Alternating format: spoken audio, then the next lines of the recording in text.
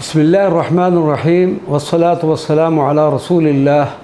وعلی آلہ وصحبہ اجمعین۔ معزز ناظرین و سامعین کرام، السلام علیکم ورحمۃ اللہ وبرکاتہ۔ حضرت شیخ حسام الدین چلپی رضی اللہ عنہ نے ایک رات حضرت مولانا روم رضی اللہ تعالیٰ عنہ کی بارگاہ اقدس میں عرض کی کہ الہی نامہ یا منطق الطیر کی طرز پر کوئی کتاب تحریر فرمائی جائے، جس کے جواب میں حضرت مولانا روم نے فوراً اپنی دستار مبارک سے ایک کاغذ نکال کر حضرت حسام الدین چلپی کو دیا، جس پر مثنوی شریف کے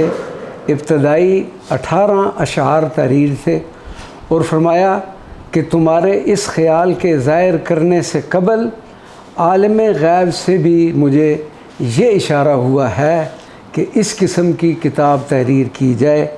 برکت کے لیے یہ اشعار میں نے اپنی کتاب میں 18 درج کیے ہیں، لیکن ان میں سے چند اشعار صرف حصول برکت کے لیے آپ کی نظر کرتا ہوں۔ یہ جو اشعار میں چند پڑھوں گا، یہ مثنوی شریف کے